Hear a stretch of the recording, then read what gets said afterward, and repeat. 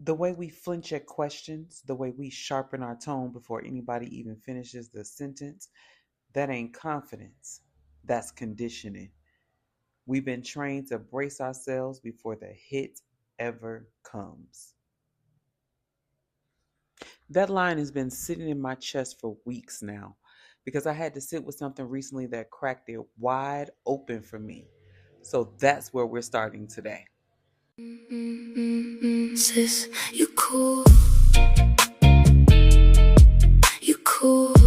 Sis, you cool. Soft heart, strong soul, still whole, still cold. Welcome back to Sis You Cool. It's your girl Just Jazz, and we are here for episode 2. Before I get into it today, let's do a real quick check in. Last week, I left you with a question. Are you surviving out loud or are you actually living? I want you to just notice, did that question follow you around this week? Did it show up while you were driving or lying in bed or in the middle of a conversation where you caught yourself performing okay instead of actually being okay? That's not an accident. That's the question doing its job. If you sat with it, even for 5 uncomfortable minutes, you're exactly where you need to be for today. Because today we're going to layer deeper. We're talking about why we brace ourselves before the hit ever comes. So check it. This is what happened. I was having a conversation with an Afro-Colombian friend of mine. And if you're following my journey, you know I'm building a life here in Colombia right now. And he said something that stopped me dead in my tracks. He pointed out that when he walks into a room, he speaks to everybody. Doesn't matter if he knows them or not. He said that his reason is because it tells people that they matter just by acknowledging they're in the room. He says, I see you. You count here. And I love that. I thought that was beautiful. But then he said something that he noticed about Americans in general, that when we walk into a room, we tend to stick to who we already know. We don't work the room. We find our people and we stay in that pocket. So then I kind of talked to a um, African American girlfriend of mine and said, told her about our conversation. And she said, well, you know what? Honestly, that's really just us. That's the black people. Because when white people walk in the room, they talk to everybody. And, I sat with that for a second and I had to be honest with myself. Do I do that? And I had to think about it because I was like, wait a minute. I used to be like I've always called myself a butterfly. I work a room, baby. I don't meet a stranger. But that's only in certain spaces. But typically 9 times out of 10, I absolutely will walk into a room, scan it. Do I know somebody? Okay, now I'm gonna go sit down somewhere, or I'm gonna find the person that I know and I'm gonna sit and I'm gonna talk with them. Now, the thing is, I remember as a child growing up being very much corrected, chastised, and would definitely get in trouble for not speaking when we walk into a room. That's rude, right?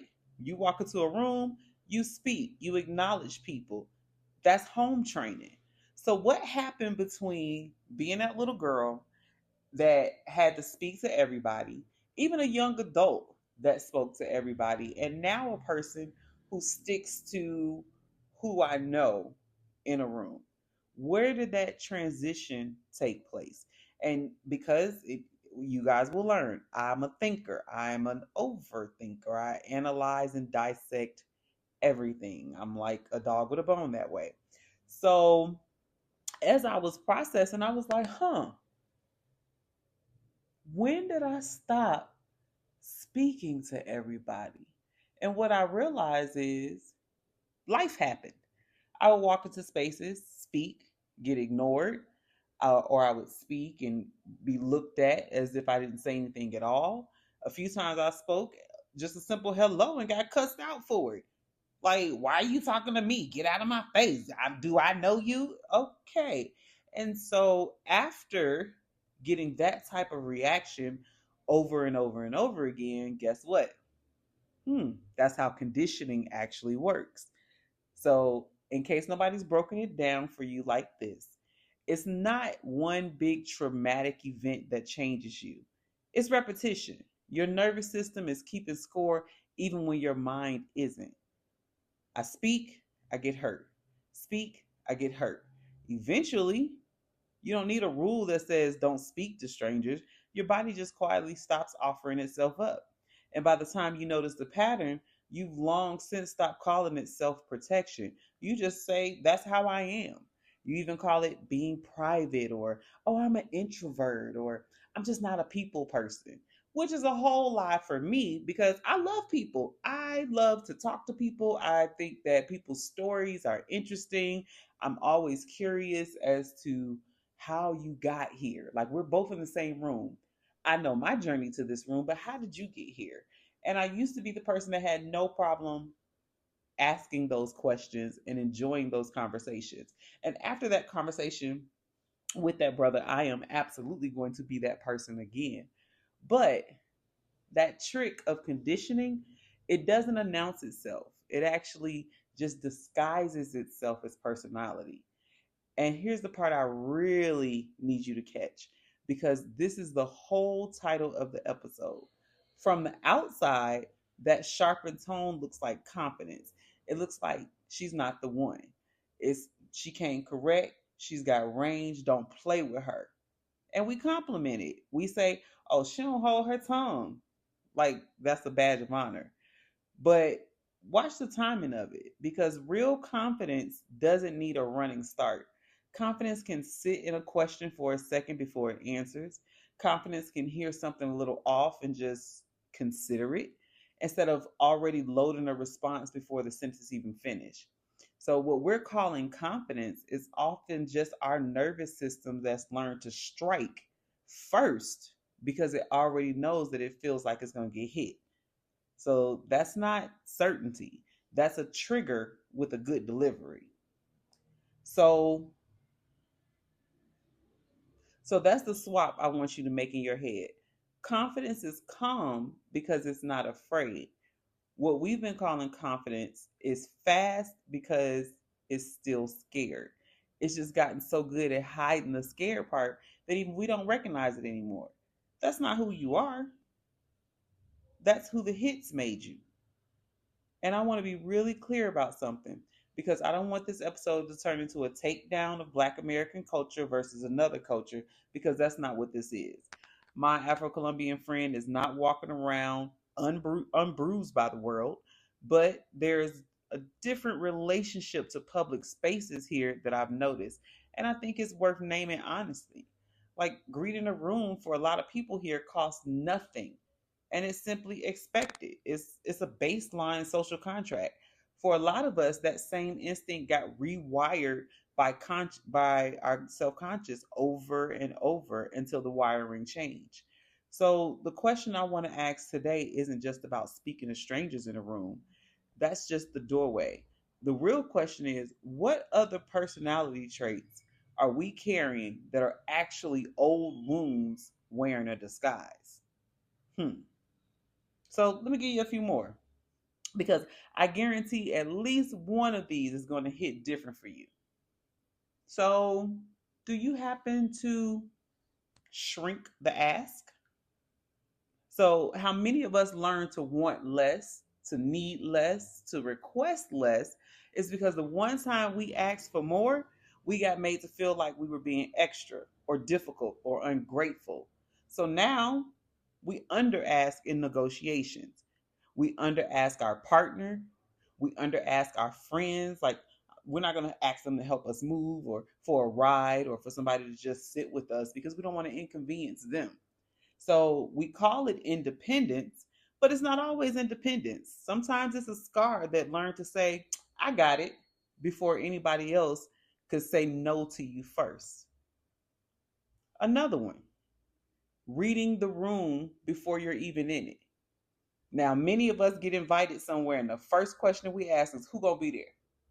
Right? So that's one way of doing it. But then once we're in the room, we scan and we see who's there. What's the temperature? whether it's safe to fully be ourselves before we decide whether we're going to engage at all. We call that being guarded. We call it discernment. But sometimes it's just hypervigilance wearing work clothes. Let's just be real. And another thing, not trusting the systems that are supposed to help us. Now, as Black Americans, we got this real bad because we're not gonna file that complaint. We're not calling for backup. We're not trusting human resources. We're not trusting the process because conditioning has taught us that the system was never actually built for us anyway. That's not paranoia. That's just pattern recognition that's earned the hard way. But it still costs. Yeah, it costs. It costs us the help that we need when we actually need it. So, sis, this is what I need for you to catch. None of these are actual character flaws. I'm not telling you that you're broken.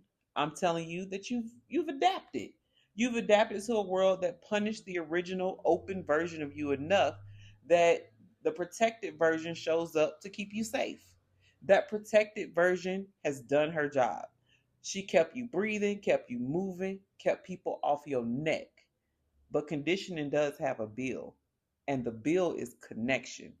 Every room you walk into and don't speak, every ask you shrink down to nothing, every hand you don't reach out for, that's real intimacy you're not getting.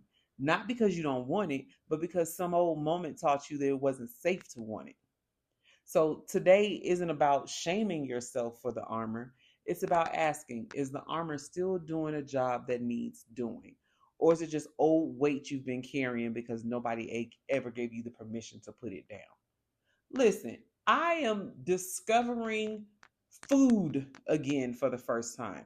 So when I was 12 years old, we went to Mexico on vacation. I had a burger, got horribly sick. It was coming out of both ends on the airplane. And I said to my mother, I am never eating beef again. And because my mother was a chef, she was just like, okay. She would make my dad and her steaks, and she would make me chicken or fish. It was not a big deal. It was very easy for beef to come out of my diet. But that one experience conditioned me to say, I'm never eating beef again. Over the years, I've tried to incorporate it back into my diet, got sick every time.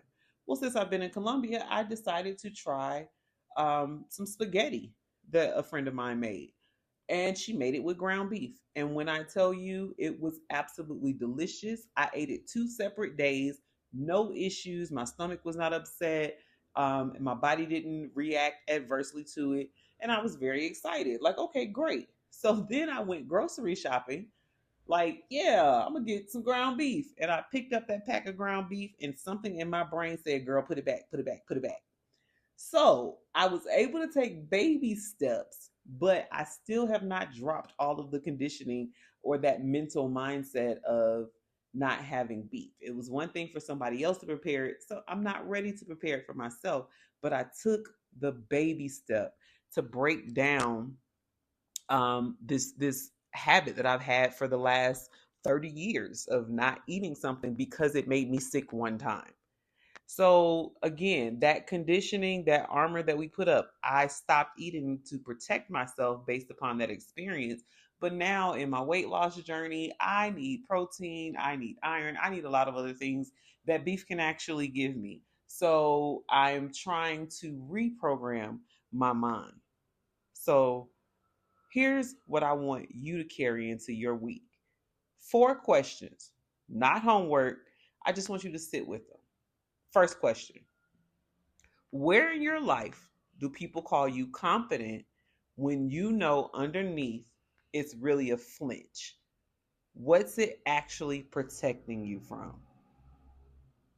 Now, that might be a hard question for some. We might have to really do some serious self reflection to say, okay, what is it that I'm protecting myself from? Question number 2: what's something about you that gets called a personality trait? Oh, she's just private. She's just guarded. Oh, she's independent. That might actually be a conditioned response to something that hurts you. Because again, who we are comes from somewhere. We all have a story. We all have a past. We all have these bricks that have built us up into the person that we are today. So what do you need to start to shift from your past to be whole today? Question number 3. Think about the last time you shrunk yourself.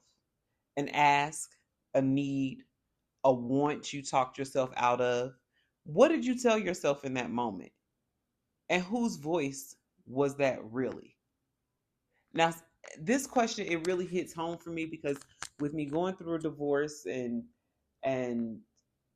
living this new life and in this new body, my confidence level, if I walk into a space and I look confident today, I am straight up acting. I'm pretending. And it's not because I'm not confident. It's because I'm figuring it out. Right now, I literally feel like a toddler. I feel like everything is new. I'm seeing life through new eyes, through my experiences with my marriage, through being a smaller woman versus a bigger woman because I've walked through life over 200 pounds and now I am I have a 1 in front of my number, and then not like a 1-9, like a 1-7, like I'm 176 pounds. That, for someone who was almost 300 pounds for their entire adult life, that is major. So I am seeing things through a different lens. My experiences are different because I'm different. So I'm having to now drop my shoulders and lift my head and poke out my chest and say, no, you are enough in this space. You are joy, your laughter, your fun. People like you for you, not because of the jokes you tell or the witty banter that you have, because you're trying to, because that was my armor. My armor is, I'm gonna be loud and I'm gonna say hey first, and because I felt like as a big girl, I walk into the room, you see me. So when I come in here, I need to put on a show because you're already looking. I'm not doing that now, but now I find myself shrinking in spaces. I'm not confident in who I am because this is a new me. So I'm relearning how to interact with people, how to be in a space as this new person. And it's the things that people don't really think about. So I really want you to sit with that one. And I emphasize it because that's what I'm sitting with right now. And then question number 4. If it were actually safe, fully, completely safe, what's one room you'd walk into differently? Would it be your job? Do you not feel safe at work? So are you shrinking yourself when you go in and have conversations with your manager? Are you holding your tongue with the conversations that you have with your partner because you don't want to start an argument or you're afraid of how they are going to react? That conditioning alone within a relationship is a huge thing because people talk about shrinking in relationships all the time, but we don't really process how it happens so quickly. For me, I knew that if I was saying something critical or that would be considered a critique, it was going to be met back with, well, you do this. Okay, well, we weren't talking about me. I was confronting you on your behavior. But the reaction that I would get with, well, what about you? Take accountability for yourself. So then that, I don't want to hear that. I don't want to deal with that. So therefore, I stop talking. I stop pointing things out. And unfortunately, for a lot of women, and I know for myself, I can only speak for myself. Once I stop talking, that is the worst place you want me to be in. It's not that I don't care anymore. It's just that I'm done. So that type of conditioning takes place in relationships. It takes place not just in intimate relationships with your partner, but even with your friends. That's how some friendships fizzle and die out because I can no longer be my authentic self with you, and you're supposed to be my safe space. So, where is that happening? What room would you walk into differently? Okay. Now, I want to bring some emphasis to our mirror journal because right now journaling is really getting me through the days. And it was so hard for me to pick up my pen and start to journal again. And I used to be a very avid journaler. I grew up keeping a diary that I would keep tucked underneath my mattress. I write poetry. I love to write, love to read, but I had gotten away from journaling and going through my divorce. That's one thing my coach told me. She's like, you need to start journaling. You need to journal. You need to journal. And I'm like, yeah. What really got me going is she gave me an assignment. It was a forgiveness assignment. So I needed to write a letter um, to myself with all of the things that I wanted to forgive myself for. Because giving myself grace, has always been hard for me. I, as a part of my conditioning, I've been very, very, very hard on myself. And the voices are never anybody else's for the most part. The voices are just me telling me that I'm not. And so, as a part of adjusting that conditioning that I've done to myself, I needed to forgive myself for a lot of things. So I wrote it all out, and it was the pencil was just moving. And yes, I love to write in pencil instead of ink. I keep sharp, pointy pencils around all the time. I don't know why I love a good pencil, but I just write. And it was like the pencil took on a mind of its own. And I looked down and I was like, oh, okay, I had a lot of stuff to get off my chest. And that was like the catapult into me journaling on a daily basis. And I absolutely love it. So on our website, our podcast website, sissyoucool.com, there is a free journal there. It's a mirror journal. It's 30 days of honest questions. Okay. I built it with a simple purpose 30 days, one question a day. And after every single question, you have the same instruction. Write the answer that you would not post. Because this is not my business. I'm not asking you to share it. This is about you. The last part is the whole point of the journal, not the answer that you give in a caption, not the answer that makes you look like you got it all together. The answer underneath that one, that one you delete before you would hit share. This is what this journal is for. Okay, so this is how you use it. You don't start on day one and grind through it like a textbook. That's not the point. 30 days in a row is a nice idea, but that's not the assignment. The assignment is when a question finds you, sit with it that day, write the real answer, and then close the book. That's it. Write the answer, close the book. Okay. And since we're talking about confidence and conditioning today, a few days in that journal are basically written for that exact topic. So, day 13 asks, where are you shrinking to stay understandable? That's the shrinking the ass conversation we just had. Day 7 asks, what did survival teach you that peace is asking you to unlearn?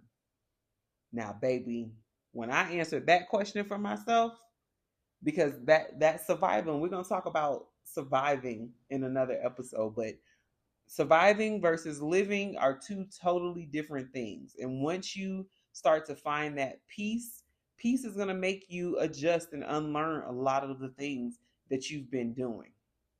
And then on day 9, where does your body feel the truth before your mouth admits it? That question. Because baby, that's going back to that bracing ourselves and that flinch, that thing that's happening in you before you even decided to react. For me, I can be in a space and I can feel the heat. It's almost like a hot flash, but not quite. Oof, hot flashes, child. I'm not gonna go off on a tangent about hot flashes, but for anybody who has experienced them, are they not the worst thing ever? So just imagine you are so in turmoil inside that your entire body gets hot. You get that little weird itch underneath your arms. Your words get fluttered. That is your nervous system reacting. So if you're experiencing things like that, or if your jaw gets tight, or you can feel it. So I've had to have to get extensive dental work done for grinding. Oh my God, I grind my teeth in my sleep so bad to the point where I can rub my teeth and I can feel it. So I have to wear a mouth guard at night. Thankfully, in recent days, the grinding has stopped. I can tell the difference because it would be to the point where I would wake up in the morning and my jaws would be hurting because I've grind and clenched my jaws so hard in my sleep. And I'm so glad that those stressors have left my life so that I'm not experiencing that to that extent. But now I have to go get a lot of oil work done to fix that damage. Um, but again, how is it showing up for you? Okay. Um, so if you don't know where to start, you can start there. Like I said, day 13, day 7, day 9. And then flip through those three, write the answers that, of course, you would not post, then close it, come back to it whenever the next question finds you. So, again, head to sisyoucool.com. That's where you'll find it. All right, sis. So, in this episode, hopefully it made you a little uncomfortable. It made you think of a room that you go quiet in or an ass that you keep shrinking. That discomfort isn't an accident. It wasn't an attack. Maybe it was a mirror. Next week, we're picking up right where this leaves off, the armor we inherit and what it actually costs to keep carrying it. So grab the workbook, sit with your 3 questions, and bring somebody with you who needs to hear this too. Sis, is you cool? See you next week. Sis, you cool. You cool.